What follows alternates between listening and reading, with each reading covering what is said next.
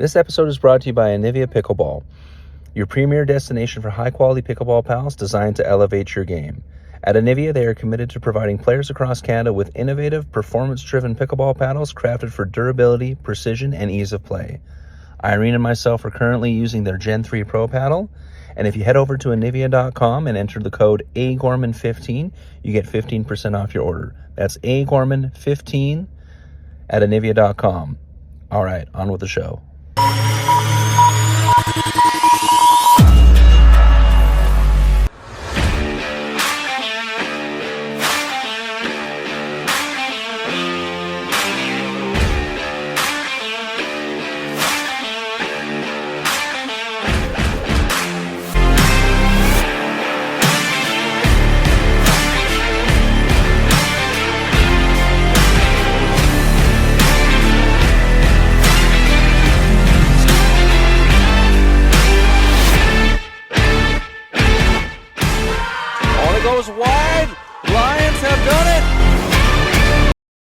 All right, welcome back, everyone, to the Pickleball Diaries podcast. I'm, of course, Andrew Gorman, joined, as always, by Victor Chan, certified pickleball referee. And what a weekend it was in Burnaby. How about you, Vic? Did you enjoy the games? It was fun. It was definitely, there were some good surprises. I won't say surprises, but at the same time, you're like, that we'll get into it. I will say there's some teams you're expecting they're gonna perform, but as a little surprise also at the same time how well they perform. Exactly, yeah. So we'll get right into it. So we'll start off on the production side of things. So as far as the video and stuff all went, the video looked good, the replays looked good. There was every now and then there was some issue with some feedback on the mics when the commentators were commentating, but there's some glitchy it's like sound. I was like, oh, what's going on? Yeah, and it was inconsistent. Like I know the very first game of the day, there was a lot of background noise, but then they fixed that for the second game. And then by the third game, there was that weird feedback sound coming through. So I don't know if someone bumped something on the switchboard or whatever it was, but they seemed to fix it pretty quickly. And then we're going to give a big shout out to Ipop themselves. Talking to someone there, they sold over like 500 tickets for people on site to come watch, which is that's good. Awesome. That's very nice. And one of the selling points was, aside from it being $5, which is the same as what it was in Montreal, they were also offering up, you got 2 free drop into the open play at Ipop as well when you bought a ticket to the CNPL event. So that's how you do it, everyone. That's how you promote coming in watching pro pickleball. Because even people who say, yeah, I play pickleball, I'm not really into watching pro, but it's like, okay, it's $5, I get 2 free drop-ins, and I can go check out what this pro pickleball looks like. Right? Yeah. So that's great. Ipop was constantly on social media posting interviews and stuff. Like they interviewed Commissioner Mike. They interviewed some players. They interviewed some fans. They had someone walking around with a camera constantly doing stuff on their social media pages. The turnout for fans for the Vancouver Owls was insane. Like when they did the pan shot, there was white pom-poms everywhere. There was people with signs for the players. There were social media posts about people getting owl paddles signed by the players. Like there's a bunch with Christina Chin. Signing stuff. There was people who had signs for Armand. There was people who had signs for Kalen. They actually brought a real aisle in exactly too. Right. I saw that. That was fun. I'm like, but that's how you do it. That's how you promote pro pickleball, right? Like Ipop has now literally put every other facility who's hosting on notice. And I'm gonna give props to Montreal. When you looked at the shots of their fans, they had a bunch of fans there, but there wasn't as much social media presence. Ipop did it awesome for both. You had social media stuff the night before, the day, the morning of, midway through, like the first night, then the next day, and then they just kept going and going and going with constant posts, constant updates about what's going on. And then the Vancouver Owls as well on their social media stuff did an awesome job of constantly updating.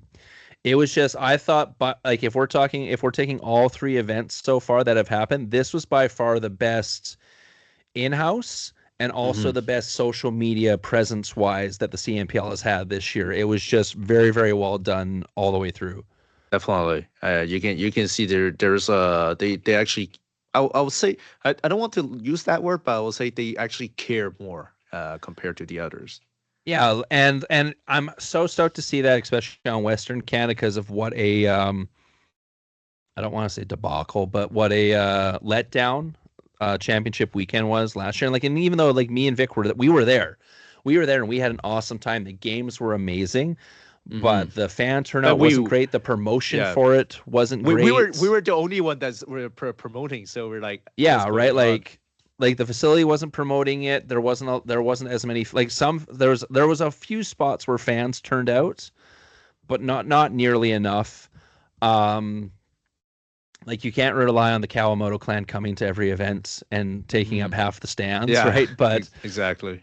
But it's that's the thing. It's like the facility needs to promote this. The facility needs to push this as well. Like the CNPL can't be the one doing everything. If you're the one that asked for to get this event, then you need to promote the crap out of it. Like so like Ipop did an amazing job. They've done an amazing job with their minor league stuff as well. So Hmm. like in my books, like I don't know if CNPL has already decided where they're putting championship weekend because it's still technically not announced yet. But they just made an insanely good case to have it at their facility, Definitely. right? Because you're going to have the fan, because the fans were there for not just the Vancouver Owl games, they were there for almost all the games. Yep, Like it definitely. was an amazing turnout. Like yes, they were the loudest at the Vancouver games, but that's the home team, and they were cheering Hmm. for the home team. It was you actually had fans cheering specifically For the for the team. team. It wasn't just like I said, it wasn't just the Kawamoto clan cheering because either Jess or Matt was playing. You had people who had no relation to any of these people playing, and it was just like, oh, this is the home team.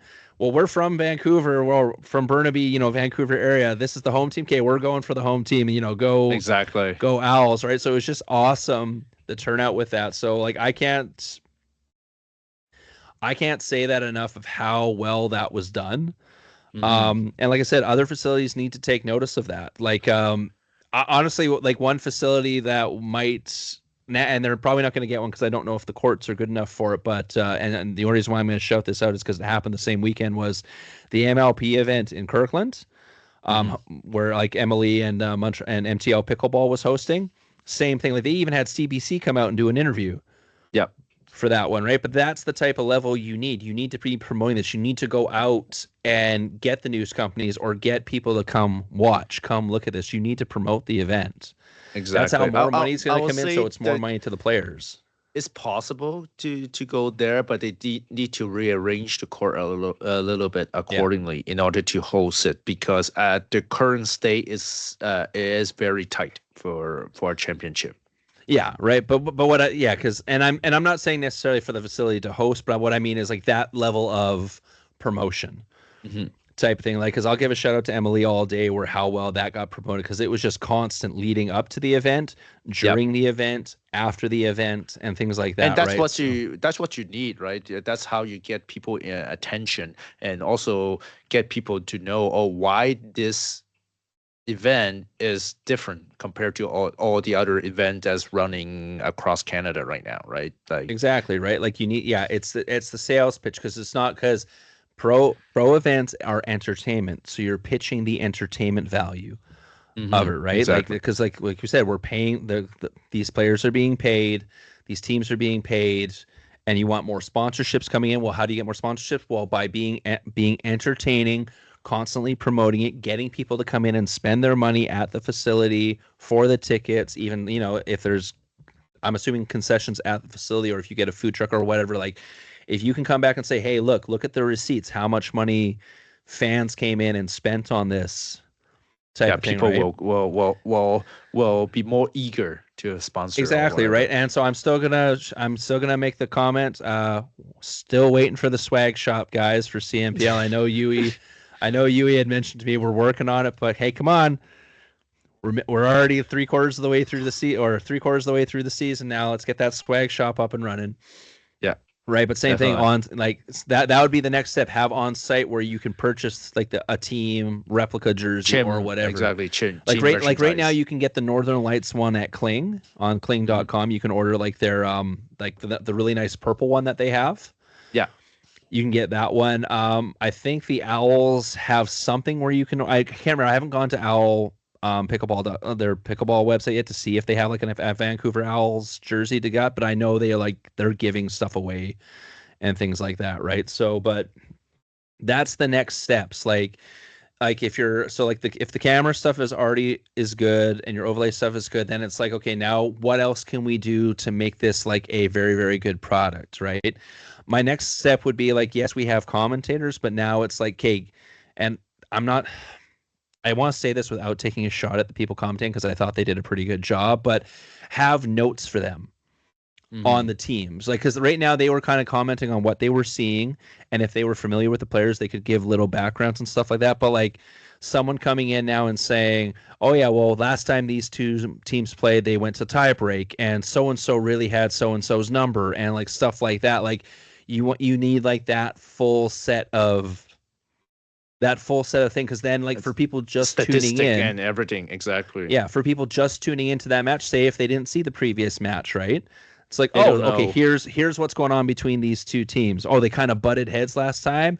Oh, there's something like, we can look at, or like, oh, this is a counter of like, like when we were saying like Owls versus the Pronghorns, like when you and me were doing our last episode when we were doing the preview, it's literally go 100 miles per hour with the Owls versus the rock wall that is the Pronghorns, right? So it's like the unstoppable force meets the immovable object styles of play, and that's exactly what that match ended up being. It was really entertaining. You got to see literally both sides play that style, especially on the men's side of things, right? Oh yeah, definitely. But that's the spot now where the CNPL is at. It's starting to break, like not quite. I'm not gonna say not quite yet, but it's getting to that point where now we want, okay, you need every facility to insanely promote this. And like, and I'm not taking a shot at the other two facilities, because like Smash facility did a really good job promoting it on their stuff, right? Same thing, Royal West Courts did a good job, but now you need that extra thing where you need that staff member going around taking extra video footage, even getting interviews with either players or, Mike as the commissioner, or Yui, or, keep it going so it's constantly on everyone's mind the entire going. Exactly. Yeah, so it's constantly on everyone's mind the entire, and everyone's algorithm the entire weekend. You know what I mean? So things like that, right? So it's getting to that point. Like I'm saying for the commentary thing, like it maybe not be this year, but I would say by next year, especially if it keeps going the way it's going, because the skill level is now off the charts this year. Like if we're comparing it to the previous 2 years, it's increased quite a bit. It's so much more ahead than what it was last year, right? Whether it's the players from last year insanely improving, and then all these new faces coming in who are insanely good as well, right? Like the matches are so much better this year. So you need to keep matching the product. So whether it's the extra social media stuff, which then, like I said, you team up with the facility hosting to keep promoting that. And like I said, the commentary can be kind of the last thing, because like I said, it's not, because we've listened to on PPA and APP stuff, some commentary that's meh, right? So it's not like hockey level or NBA level yet, even at like the USA pro stuff, right? But like that's something to start thinking about. Definitely. Right, always thinking ahead of what's the next step. We're starting to pass all these lines. What's the next step, right? Especially because we're like at the point now, like we said at the draft, like there's enough good players who didn't get picked. You can make at least 2 other teams and have it competitive. Exactly. Right. So like maybe not expand to 10 teams next year, but I'd say the year after that, it's probably time to expand to 10 teams. And you could even I don't know if you need to get to the point where not everyone makes the playoffs, because then you'd probably need to do more than 4 splits. Right. Yeah.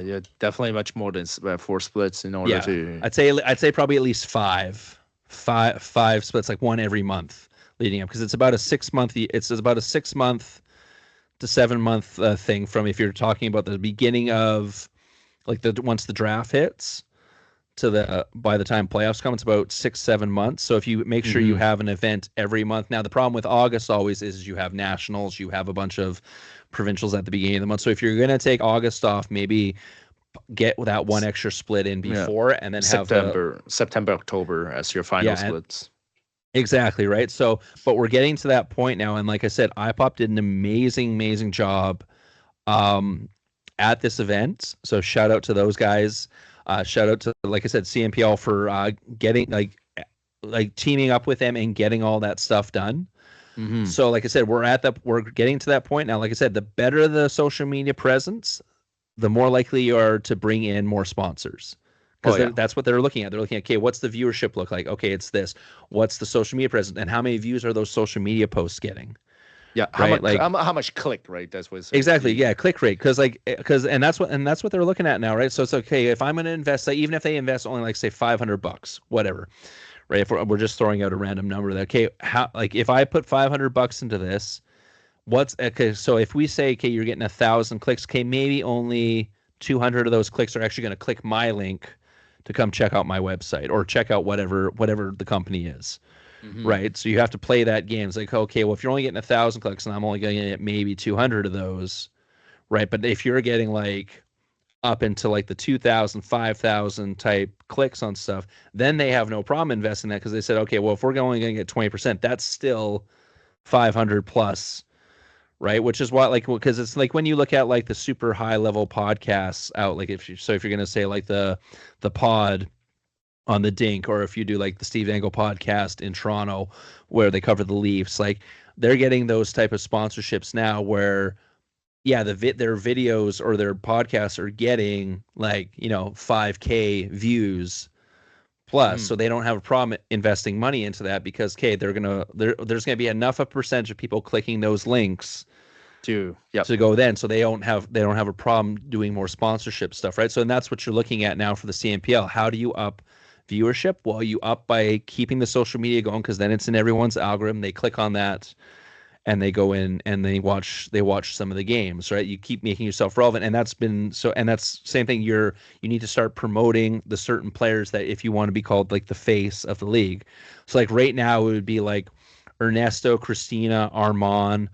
I would say on the Toronto United team, maybe Matt Kawamoto, but it's almost like Ricky himself could be that type of thing, and stuff like that. Like each team needs to kind of find that player who's that kind of charismatic and gets that good social media presence. Like that's the spot where you are now, because like we said, it's an entertainment business, and that's where we're getting to. You're starting to get to that plateau where now you need to take that step and understand that you're in entertainment and need to do those little extra things to get the extra stuff. Definitely. Anyways, that's enough about the production side. Let's get into the actual games themselves. So lots of good games right off the hop. Started off with Pronghorns and Owls, which was one of the key matchups we were looking at, and then also the Lights and Drive, which we were also like we were saying like those are kind of like the two matchups we really wanted to see. Yeah. On the last podcast, right?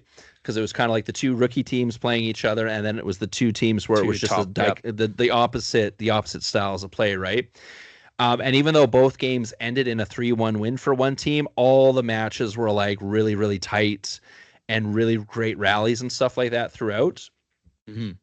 But we'll jump into, because we're not going to go match by match, because I don't think that's necessary for this. But we'll get into each team. So let's start off with the Drive, I guess. So the Drive started 0-3 on day one, went 1-2 on day two, so a 1-5 record.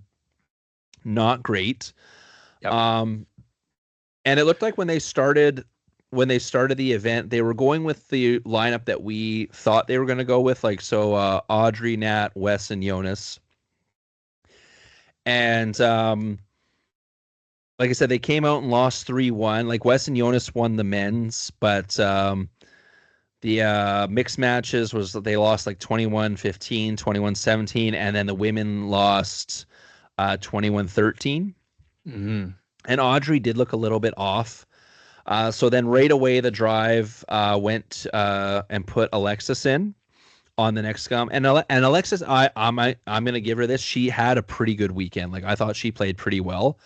Because like they won the women's match, and then she won her mixed match and won the women's match with Natalie against the Owls that very next game, and then they ended up losing in the tiebreak. And that was the other thing with the Drive; they lost 3 tiebreakers, so they were very, very close. I did notice Wes was a little bit slow this weekend, and I don't know if that was because he played every game, because at the previous split he didn't play every game.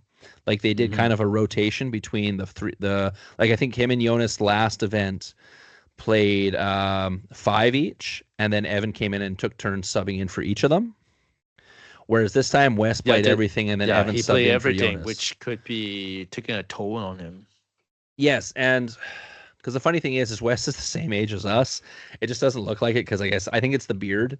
I don't know, but you could see a couple of times, especially when he was playing mix, he was taking a lot of court, but he looked very off balance when he was doing it. It was like he was almost trying to do it too much. Yeah. Well, actually, yes, I will say he actually tried too much, and then makes it even more awkward because now he's completely out of position. So, and there's no way that female could have covered her, his position, and then they just got burned multiple times. Yeah, right. Like it worked out pretty well like that first game, but then after that first game, like they lost. Actually, here, where's my stats? I'll pull up my stat sheet here because I have it. So like if I'm going, yeah. So for the like he had out of a possible 6 games, he only had 2 wins in the mixed, right? But like Jonas didn't play that much better in his mixed either. Like he had 0 wins in mixed. Now him and Natalie were really close in a couple. Like there was some 21-20 losses, some 21-19 losses. But like the big bright spot for the drive this weekend was the play of Evan. Evan out of because he only played 3 matches. But so for out of a possible 3 games, so out of a possible 6 matches, he won 5. So he won 3. He won all 3 of his mixed, and then he won 2 of his men's doubles. Right now, what I probably would have liked to see is, especially like I said, with Wes not looking a little slow, especially on the second day, I would have liked to see them try Jonas and Evan as a pairing to give Wes a break. Like, yes, I know he's the 3rd overall pick, and I know he's supposed to be your star player, but I don't think he's at least for this weekend. It looked like he wasn't at a conditioning level where he can play all 6 games. Yeah, especially when when they kept going to benefited a break, definitely. Especially when they're going to tiebreakers so often. Oh yeah, because that wears you out. Well, especially tiebreaker too. Like you can see, Wes is not a single player, and then he was not able to steal point for the team, and that almost puts you at 3-0 down every time he coming in as a rotation, which puts a lot of pressure to your other players. Yeah, exactly right, and like I said, the women were not too bad, but just like trying to find their rhythm, they were a little bit off. I think they were planning on playing Audrey a little bit more than what she actually ended up playing. Like she ended up only playing in 3 matches, whereas Alexis and Natalie played in 4. So she ended up, and I think the plan probably originally was to have Alexis be the sub. Now, like I said, Alexis played really well in those first couple of games, so I understood why they kept her in, play the hot hand. But as soon as she starts to not win, that's when you have to sub Audrey back in, because technically Audrey had that starting spot over her. Like this is the first event they've played in where Alexis played more games than Audrey. Right, and I think Audrey and Wes make a pretty good mixed pairing. Like, because I said, like they've won a couple of matches together, but like I said, Jonas was off too, because like I said, zero mixed wins, only 1 men's doubles win. Ouch. Right, so but then same thing like Wes. So Wes played every game, so that means out of a possible 6 mixed, he only won 2. He went 50% in the men's. Yeah. Right. So it's just like they just couldn't put it all together, because there was games where like they if they won the women's, they were losing the men's. If they won the men's, they were losing the women's. If one mixed team won, the other mixed team lost. So they were always majority of the time they were getting the 2, but then they go to tie break. Finish. Yeah, but then they go to tie break, and the other teams just had better singles players than them, right? Or at least were hitting their shots better in singles, right? So Yeah. 3 and 9, they're been basically in a tie for last place with the Northern Lights. So what I kind of want to see them do at the next one, I'm like maybe get Evan in a little bit more the way he was playing. And but I want to see you try Evan and Jonas and see how that works. Because like I said, even if it's just to give Wes a break, because if there's any spot there where you have a back-to-back, that's where you plug that in. Give Wes the break so he's not playing back-to-back, so he's not burnt out. And let's see how the two younger guys go. And it's funny that we're calling them younger guys because, like I said, Wes is the same age as me and Vic. So yeah, but or maybe they need a trade or something, right? to change something up, but trade or drop. And there's like I said, there's still lots of players, but this might be the other thing with the you got one more split, and then it's over. Playoffs, and you do not want to be playing the Lions first. Oh, geez, no. Right, so or the Owls, to be honest with you. Well, it's gotta be rough. It's gotta be rough. If you play either of the two, it's gonna be real rough. Yeah. Well, and then like you said, even if like say the Smash or someone overtakes the Owls for second place, even then that's not a good matchup. No, not at all. So right, so you want to get yourself into that 4, 5, 6 spot, right? You don't want that 7 and 8 spot, right? So it'll be interesting seeing what the drive do and go back to the board. But we might also chalk this up to like, and I don't want to take this as a shot at the owner, but the owner is from Detroit area, so he doesn't know. I don't think he knows, aside from outside of Toronto area, I don't know if he knows the Western players very well. Right? Because if you look at it, they technically have 2 international players. You got Wes, and then Alexis is technically from the Detroit area, but she's got like that worker visa or whatever in Toronto or in Ontario, so that's why she was also able to be on the team. And then everyone else you picked is from Toronto area, right? So it's like, and the problem with only knowing the Toronto area is yes, like all those players are playing high level, but they're all playing the same players constantly. And a lot of those players I have not seen go and participate like in nationals or in like events outside of that area. So you don't know what they're going to do against those higher level players. Like you see, like, for example, if we say like the Kawamotos, they go to nationals all the time. So they're playing those Western teams, Christina Chin, Ernesto, all those guys do. Like if you're constantly playing the same people though, it's the same question that I used to ask myself when I was starting to get better here in Peace River. It's like, hey, am I getting really, really better, or do I just know where everyone's hitting the ball now? That's true. Right? Because it's like when me and Vic play now, I know what Vic's shots are. He knows what my shots are. So when we play each other, it looks super high level because we're countering and countering and countering to counter. But it's like then you stick us against like Ernesto and LC, and we get dog walked.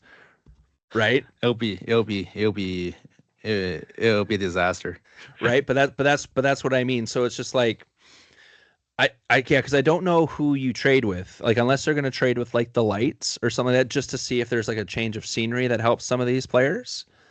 But like even then, I'm not sure who you're trading for. Yeah, right. And I'm not sure who you're trading out. Yeah, right? It depends on what they want to pick up too. Yeah. Either that or it's like, hey, what are we going to focus on in like team practice? Because like I said, on the bright side, everyone is from roughly the same area. So maybe schedule some extra team practices where you work on stuff or work on chemistry together. Because basically what happened is they lost a couple and then they started mix matching, and the more you mix matches, the worse. And if you haven't been practicing that, that's when you run into problems. Oh yeah, big time, especially those high level. You need to rep well, and the other thing is that's why I don't like too much swapping, is because you get hot and cold all the time, then you're like get off the rhythm, right? So that's the reason why the Lions has been so successful. Yeah, they have their 4 and they just go with it, right? So, but yeah, so moving on to the Northern Lights. So similar story.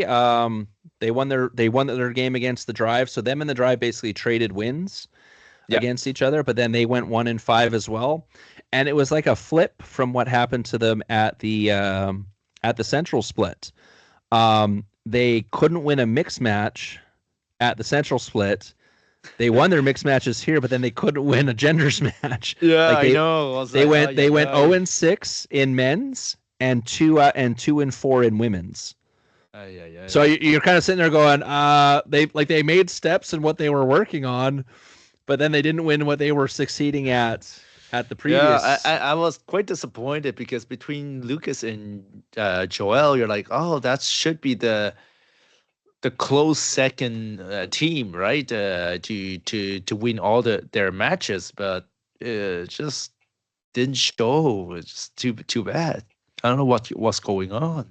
Yeah, and because like when we go and look at it, like their first game when they lost to the Drive, it was 21-15 in the men's.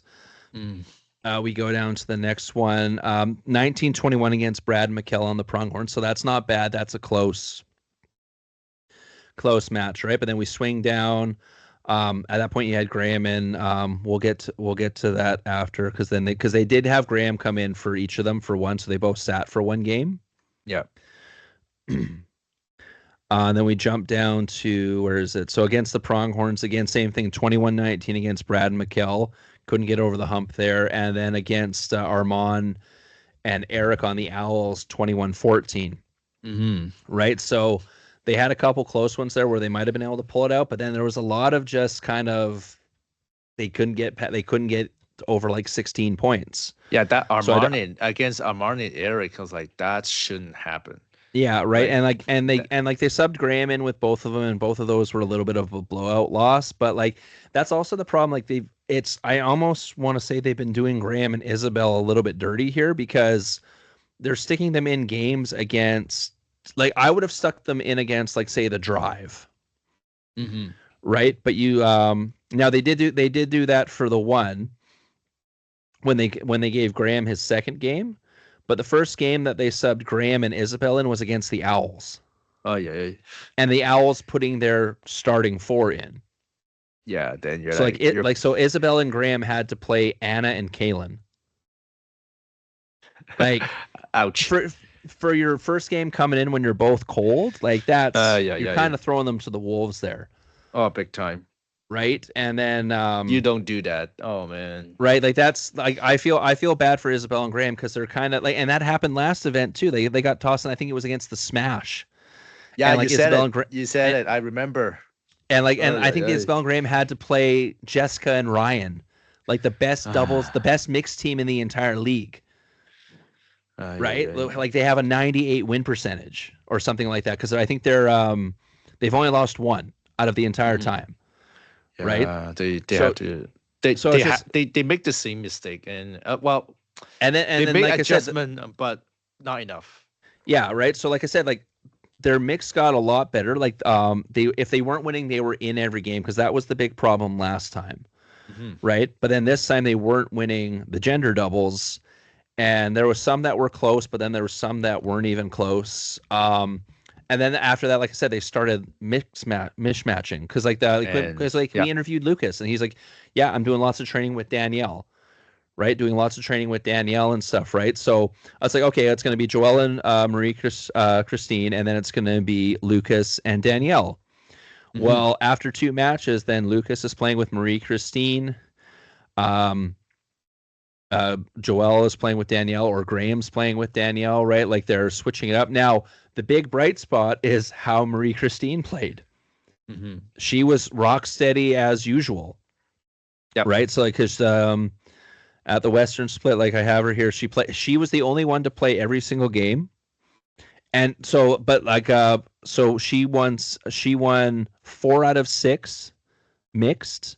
Now she only won 2 out of 6 for the women's doubles. But like I said, you're mix mashing, and like we said, they were having trouble winning their gender doubles. But she is the only person who have a 50% win rate. Everyone else was below 50, right? Ouch. So yeah, it's that something can't that happen. And right? 1 in and 5, it's just 1 in 5 is not acceptable, unfortunately. Like you need to be at, like to be in pace for the playoffs. You need to be at least 3-3. Well, yeah, and that's what we were saying. And like we said, like somebody has to lose because there's only 4 teams, and it just turned out. True. It turned out this weekend it was the drive and the lights. Yeah, and then you're like, oh, come on. But because like I said, there was like they both went into a couple of tiebreakers and didn't come out on top. But it's both teams are having trouble getting over that hump or putting together a complete performance. Right, so it's something both teams are going to have to work on. And like I said, I don't know about trades this late in the game. Mind you, if we look at the Pronghorns, frick, they were just they've been like saying, "Okay, you don't work, you're out. You're not available, you're out. And you're good. Okay, we'll stick you in." Like the Pronghorns have been not shy about changing up their lineup at all. So Pronghorns did a big upgrade. Also, like they picked Mikkel, like, right. So and that was another player. We were like, how in the hell did he not get picked? Like he played in the final. Played in the finals last year with Mark Clemenson and performed insanely well. Exactly. So now it shows like someone make a mistake not picking him, and then now also he made the statement that, hey, I belong to the CNPL, and you better pick me next year. Exactly, right? So yeah, so we'll jump in. So yeah, seeing how we're talking about right into the Pronghorns, like talk about coming out of the gate. Oh, like yeah, you had that first loss against the Owls where you lost 3-1, but every game was tight. I think the women's wasn't close. I think the women's was 21-13, unfortunately. Yeah, and I think that was kind of just rust for like Kim and Antoinette, because after that they were lights out. After that it was different story. Yeah, after that they were so lights out with that. But yeah, Mikkel coming in playing with Brad. Oh yeah, that was night and day. That's the most relaxed I've seen Brad on the court in a while. Because he's like, yeah, I don't have to worry about that 40 to like whatever % of the court, because Mikkel's got that. Yeah, and then Brad can just do Brad Chapman things. Exactly. He knew that Mikkel's gonna reset. He's gonna put back the ball back to the court. And then Brad is just like, I can work my way there as long as I need, because he does not need to overpoach anymore. Exactly, right? Because Mikkel was, aside from being such a good defense player, in comparison to last year, has developed such a good sneaky kind of speed up. And then so now he's making himself a threat. So you can't just keep focusing on him, because that was the one thing we noticed last year, especially in the finals. Is that the Lions were content to keep hitting to Mikkel because they weren't worried about some type of speed up or some type of like adjustment, where he's clearly worked on that since last year. And like you saw some backhand flicks, you saw some forehand roll shots, you saw some speed ups off of like spots where you weren't expecting, where he caught teams off guard with it, right? And we already knew he was a good singles player when they went to tiebreak because of how well he played in tiebreakers last year, right? But yeah, he was there, and I almost wanted to use like the dude reference where it's like, oh, he really ties the room together. Yeah. Right? But it was just, and it was awesome to see the Pronghorns having fun. Like if you looked at the interviews after the games, every interview they're photobombing, right? Like it was just. You can see more energetic, like they're not like energetic. They're enjoying themselves. Split, they're like basically say, like you can see they're like either off down, or they're exactly.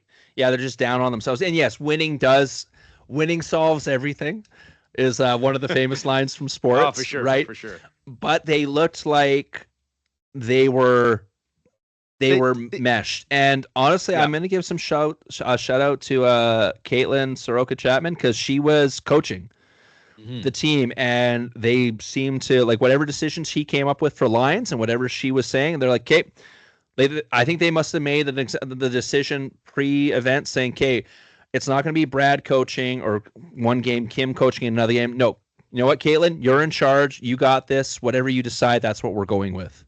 Exactly. I think that's and then you take the drama out of it, right? Mm-hmm. So you need to have one person talking. When there's too much person talking, and that's how you mess it up. And then too many chefs in the kitchen problem. Exactly. Who's taking a lead? Who's doing what? Right. So you want to avoid having that. Exactly right. So and that looked like it worked, because it was like, okay, And they'd call timeouts, and you'd see them come over, and they were talking to Caitlin. They were listening. You could see because they were attentive with it. She was, and from talking with Caitlin a bunch and seeing her play, I know how good of a coach and ball mind she has. So the fact that they're acknowledging that and going with what her decisions are, and it shows you went 5-1, and your one loss you traded with the Owls. Exactly. They came back. They came back to beat them. Obviously, they didn't have the full lineup, but still, they came back to beat them. Yep. And hey, you play the team that's in front of you, right? Like if that's the Owls' choice to not start their starting lineup against the one team that gave you the most trouble, that's on the Owls, right? But exactly. But yeah, that's a big shout out to the Pronghorns going to that jumping up to the jumping to the task. Stepping up and showing, and this is what we were expecting out of the Pronghorns. Like you have Brad, you have Kim, Antoinetta also, in comparison to last year, has leaps and bounds improved. She played exceptionally well in this split also, right? Yeah, and especially in tiebreakers, because a lot of times she was going up against a male player and then stealing points. I saw one where I think she took 3-0 from one of the guys, or two out of a possible 3, right? So she came in playing really strong. Kim and Brad were back to what we expect them to play at that super high level, as like players that have won national championships, who are the consummate, like expecting these guys to show up and perform. Yeah. Right. So yeah, if the Pronghorns keep playing like that, especially like I said with Mikkel coming in to that team, like coming up to the Metro split in September, like they have I don't know if you can catch the Lions, but you have a good chance to lock up one of those top 4 spots, where then now you have the advantage for the playoff formats. Definitely. And then moving on to the team of the weekend, between them and their fans, the Vancouver Owls. This is what we expected. When they play to their potential, this is the type of performance we expect. Like super energetic, but still with enough calmness to like perform in those tight situations. Armand played out of his mind. Christina played amazing. Anna Deshenko played perfect. She didn't lose a match. She went 8-0.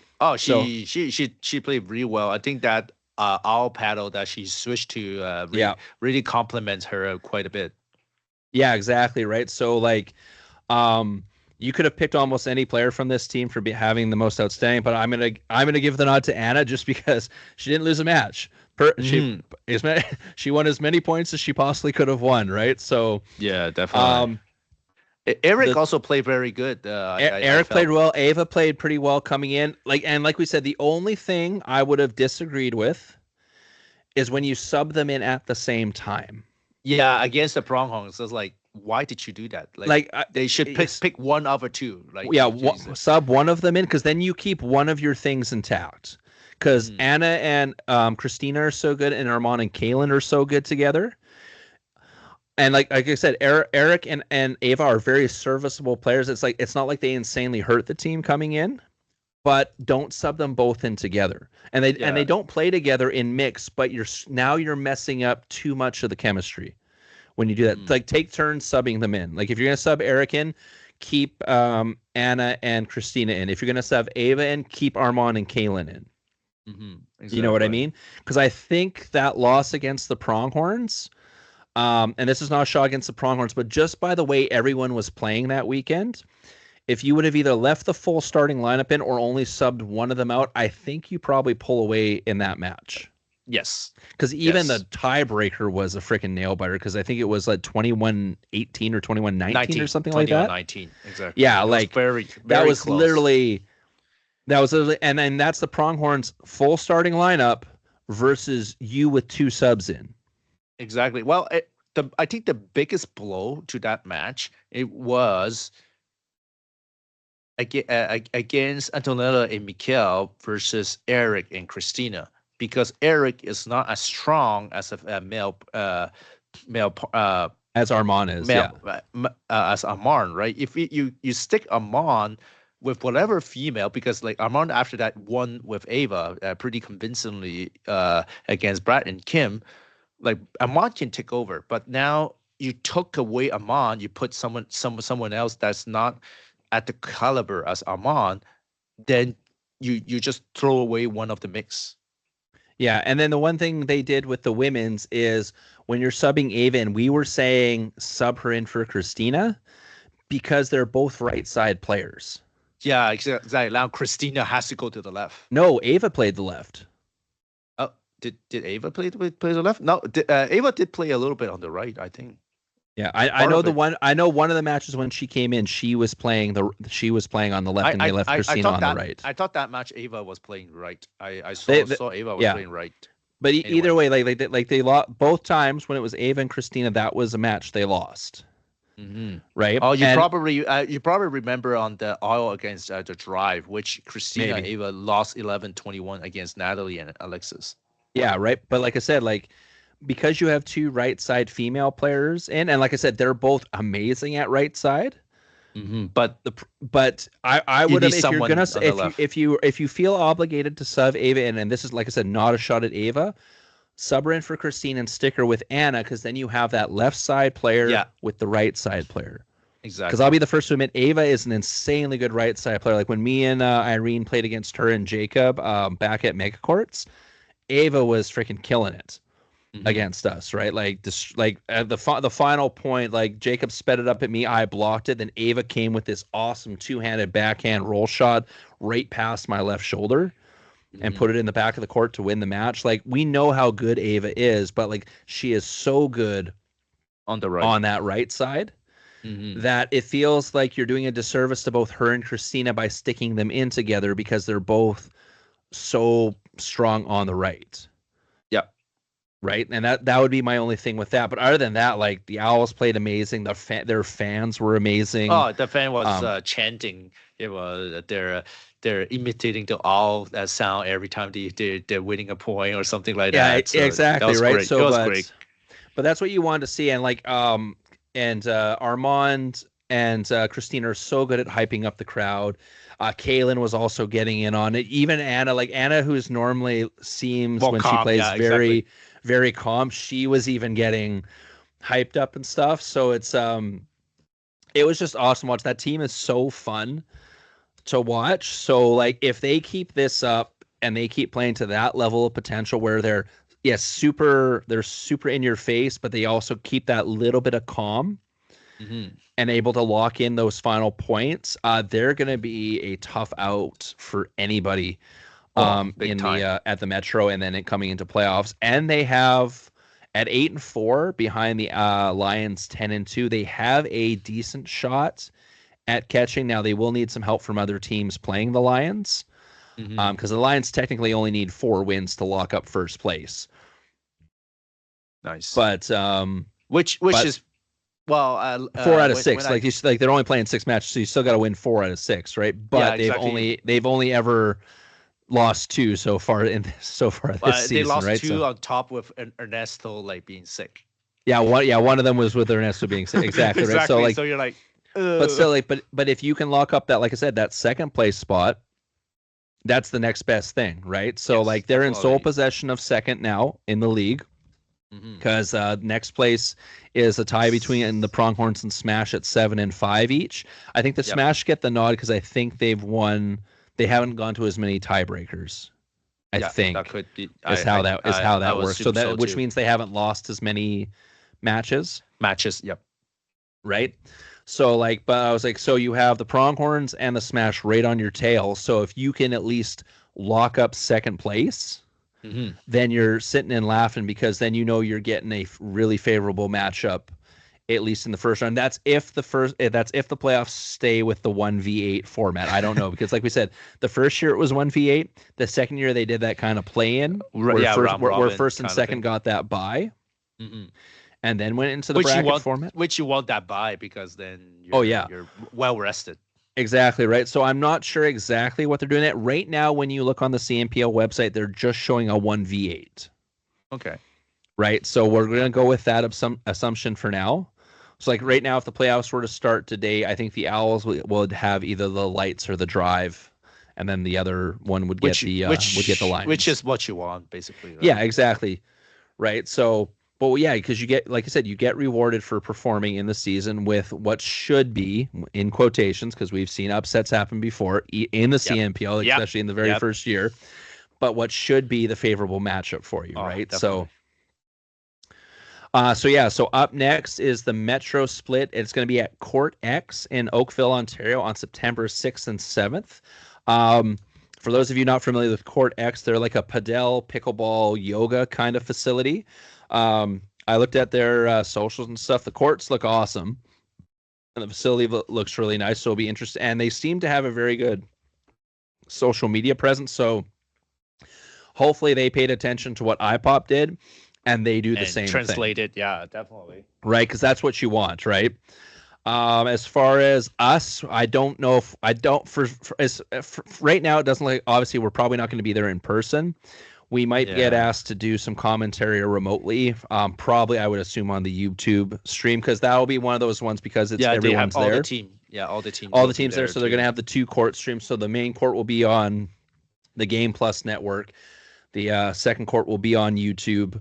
So the YouTube stream you'll be able to access right away. If you don't have Game Plus, you'll just have to wait a week or two, because they were actually pretty quick at rolling out those matches onto the YouTube channel after the fact. So, which is good, because unfortunately not a lot of people has Game Plus. Or like I said, like I have it, but depending on where I am when and what I'm doing when that thing happens, I'll probably PVR it. Because I knew I was going to be home and I knew it was going to be on the YouTube, I didn't bother PVRing this latest one. Just because all I'm missing is the Game Plus commercials when they cut to commercial break. So it's not really. Yeah. And so and that was the other thing. If you were watching the YouTube stream this weekend and you were like, okay, why did they say commercial and then nothing came up? And then you can hear them talking to themselves. It's because that's the Game Plus commercial. The Game Plus commercial, exactly. But you're not seeing that on the YouTube stream. Yeah, right? So obviously, but there's not much you can do about that. No, yeah, but if you go into that understanding that, then it doesn't like really take you out of it or ruin the viewing experience, right? So definitely. But yeah, so like, awesome events. Like I said, even though 2 teams went 5-1 and the other 2 teams went 1-5, they were all insanely good matches. There wasn't really one where I was like, after watching 2 games, I was like, oh, you can turn this off because it's a guaranteed win outcome type of thing. Well, there is one basically, technically, the second last match. The Owls versus the Lights. The Lights, you're like, okay, don't need to watch that one. Yeah, but the last two mixed matches, because even though the Owls were 21-19, 21-20. Yeah, I know the last 2 was closer, but at the same time, you're like, it's pretty much. Like once the Owls won the third match and they already technically had won the thing, then it's like, okay, if you wanted to, you could walk away. But then it was like Joel and Danny versus Armand and Christine. I'm like, okay, well, that's going to be a good matchup anyways, and it was. Yeah. Right. So it's like you can still watch good pickleball. There's just not as high of stakes unless you're talking about point differdifferential. Yeah, right? definitely. Or I guess win-loss differential, right? Win-loss, exactly. Well, win-loss differential. So how's our prediction so far? We're pretty spot on. Prediction. So we were getting some flack from some teams. Which is understandable because it's the beginning of the year, and like we said, it was way too early predictions. But we're getting pretty good, to be honest. Put it this way: if the standings are pretty much the same after the Metro, I'm gonna be like, I'm requesting an apology from some people, right? Yeah, well, some teams needs to listen to us because we're making pretty good prediction now. Yeah. So the standings as they sit right now going into the Metro. So you have the Lions in first at 10-2. The Owls at 8-4, Smash and Pronghorns both at 7-5, and like we said, we're giving third to the Smash because I'm pretty sure of win-loss differential. Yeah. Toronto United at 6-6 at 5th, Brewers at 6th at 4-8, and then both the Lights and the Drive at 3-9. I'm not sure which one gets 7th and 8th. Just I'd have to go look at the same thing, the win-loss differential. I'm gonna take a guess and probably say the Lights are above the Drive just because I think the Lights have gone to more tiebreakers, which means they would have more wins. Maybe. Like even though they've lost the tiebreakers, they've gone to more, which means they've at least won that second game instead of losing, say, 3-1 or 4-0 type of deal. True. So yeah, our early predictions was I nailed the top 4 and the bottom 4. I just don't have them in the right order. So my top was I had the Owls first, the Pronghorns second, the Lions third, and the Smash fourth. So that's the top 4 that we currently have. And then I had the Brewers, Northern Lights Drive, and Toronto United. Now, obviously, Toronto United's performing better than what I originally thought. Well, they make some good trade too. Also, they made the really good trade for Jordan Vigna. Yeah, exactly. Which we made these predictions before that trade happened. Exactly. Right. And actually, that trade we thought might have hurt the Pronghorns. Well, actually, helped Pronghorns quite a bit. Yeah, it actually because Antoinette I think would have been the 3rd female before that trade happened, right? And but now, obviously, on top of that, now Pronghorns make a good pickup by picking up Mikkel, right? So so like I got my top 4, my bottom 4 correct, just out of order. Vic, you actually have well, I guess we'll say the top 2 exactly, and then you have you had the Lions, Owls, then you had the Pronghorns, Brewers, Drive, Smash, Toronto United, then the Lights. So you were a little low on the Smash. Yeah, I think that was just because questioning the second female on the team, but they've been holding their own really well with that and got them up there. And then we have both been surprised with the Brewers because the Brewers, every time you watch them play, it's a solid team. They just always seem to be on the wrong end of like that tie break or that or those really tight games. Exactly. Right? So and then you gave the Drive a little bit too much credit. I think that was the Wes Gabrielson effect. Yeah, exactly. A little disappointed that didn't work out, but anyway, but I was pretty spot on for the Lights, unfortunately. Yes, spot on for the top 2. And spot on for the technically top 3, top because the Pronghorns technically the same record as the Smash, but like we said, the games for and against is probably why the Smash are ahead. So, but yeah, other than that, you were pretty much on par. So we'll see how the Metro goes come September, because we're going to have the break now in August with nationals and stuff coming up, and lots of the players are going to be going to that. There's also other events down in the States that players are playing at. So it's just like you knew August was probably going to be. It's not a good month to have a CNPL event just because of everything that's going on. It's a busy month, right? We know, and it's before the before the end of the summer break, right? People won't cram all the tournaments together.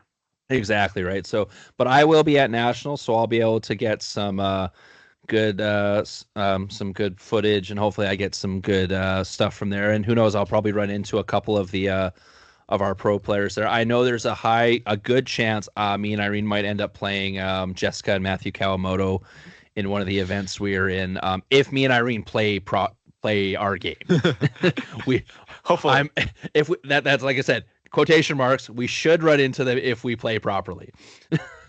Right. So let's hope for that. Yeah, I'm hoping for that. I'm hoping I see them in the finals, which would be amazing. Oh, that would be great. But there's a couple teams we need to go through first. But when I was just looking at because that's the round robin one, and looking at how many teams are in there, and looking at the teams like CTPR things, more than likely it's going to be like pools of either 3 or 4. And because of how the team rankings would be, we're not going to be in the same pool as them. So we'd probably run into them as long as we win our pool, run into them in like on the bracket playoff side of things, right? So nice. But and yeah, like Christina Chin's going to be there, Kim Layton's going to be there, Ernesto's going to be there, Mature and Jessica Kawamoto, obviously. Yeah, Armand and Kaylin are going to be there. Bunch, and then a bunch of other pro players who like didn't get picked, like Michael McCaffrey is going to be there, a few other ones as well, right? So lots of people hopefully I get to run into, and even if I don't get like some video footage, at least I get to say hi and like ask them how they think the season's going and stuff like that, right? So really looking forward to that. It's too bad I'm not going this year because because you decided to ref the 55 plus. Yeah, also it's far in the pregnancy. We're also going to throw that out there as well. That's true. Well, someone in the referee RAM told me I have to lock me in for the 55 plus. Anyway, whatever. It's okay. That's okay. I guess we'll make do. There still better be lots of foot faults on other teams when I'm playing. Well, anyway, probably next year I'll be able to do it. It'll be still within my paternity leave, so I'll probably be able to do it. There you go. Next national. And I guess we'll see where it is. We know it's going to be over on the east, but we're not sure where yet because they haven't announced it yet. So it'll be a free-ish trip for me. Exactly right. But yeah, so as far as the rest of the CNPL stuff goes, guys, unless there's a trade or something that comes up, that'll be it for until we get probably I'd say the last, probably actually when I get back from Nationals, because we'll do a recap of that, and then we'll probably do a lead in to the Metro split coming up in September. So and do a little preview there. And who knows, I might get some good tidbits, like I said, from some of the pros when I'm at Nationals. So that we can throw in there as well. But that's about it for that. And we do have some time, Vic, for a blind ranking. Oh, once again, given to us by Jesse Parks. So, okay, hang on. He's all over it, huh? Oh, yeah. Like I said, he gave me like five or six. So wow, I got at least one or two more with him. All right, let's do. Actually, seeing how we're talking about nationals and tournaments, because you just played in a tournament this weekend, but we'll get into that on the next podcast because we want to be more CNPL oriented for this one. But so best pickleballs for a tournament / competitive game. Okay. So this is 1 being the best, 5 being the worst. Okay. Let's throw the caveat in there that this would be, we'll say, outdoors in like perfect weather conditions. Okay. Because I know hot or like 20 degrees. Whatever your ideal playing is. So like say like a good 20 degrees, not too like not hot enough that you're worrying about like heat stroke, but hot enough that like you're going to be sweating a good bit. Okay, sure. All right, so the first one we have is the Lifetime Ball. It actually has a pretty good review on it, like to be honest with you, and I did play with that, and it's pretty consistent. So I'll put it as a 2. Okay, and then we have the Eula Primo. That's trash. Put it at 5 right away. Throw it to the garbage can. Sorry, Yola, but they need to make it better ball. Then we got the Selkirk Pro. I know where I would put that, but it's tough. I don't know what to like. I'll put it 3 because it's like right in the middle. I don't like it, but at the same time, it's just okay. It does not break. That's how I can say it. Yeah. That's the only advantage. It doesn't break. Doesn't break, but it deforms like crazy. Yeah, I know. Then we have the so you have 2, 3, and 5 already picked. So you got 1 and 4 left. So we got the Vulcan V Pro Flight. So this one I need to like. That's definitely going to the 4, unfortunately. So and that's my reason why. That's added on what happened. Like we know the first iteration is just trash. It needs to go to the garbage can right away, like or the smasher, whatever. I know the second iteration is getting a little bit better, but how the hell you gonna buy them in Canada? Yeah, almost no one carries it in Canada. So and basically no tournaments is using this one. So if let's say there's an odd tournament's gonna use them, how am I gonna get that ball? Yeah, exactly. I have to buy it from the States, from Pickleball Central or something like that. I was like, what the heck? Right? Hopefully, so for all tournaments, please do not use this ball. Please, just just help us. Don't get this ball. All right, and that leaves number 1, which I probably agree with if I'm talking about most consistency, is the Franklin X40. Yes, I agree with that, and I'm biased too, because there's a bias coming with that, okay? I like a ball that's soft, and I can drive like crazy. That doesn't go out. And X40 is the perfect ball for that. It also is awesome for spins. Exactly. And especially in hot weather, it becomes smushy, right? Perfect. I can hit as hard as I can. That ball's still gonna land right in, and it's gonna be perfect for me, right? So so the only big downside, it breaks so frequently. That Yeah. ball. It does, but like honestly, like if I'm out of the ones we use the most, like because we didn't even have the Onyx in there. The Onyx is too light, especially for Yeah. outdoor play for me. Oh man, the Onyx, it takes a little wind, just go bye bye. Yeah. Whereas like I find the Franklin, you get like you're getting the most kind of truest bounce and truest drive out of it. The Selkirk is faster, but because it deforms so easily, you get Yeah, weird then you ass have like back, bounces. exactly. You got back bounces. So like the X40 is almost, we can call the somewhat the gold standard of the balls that you can get in tournament, because it has been there for almost forever, right? Yeah. Since the start of the game almost, and multiple tournament has been using it. And I heard Franklin is actually working on a new ball that will probably replace the X40. They had the first iteration, but it was, unfortunately, I have to use that word, shitty. So that's why they throw it into the shelf. So they're now reworking getting the new one out.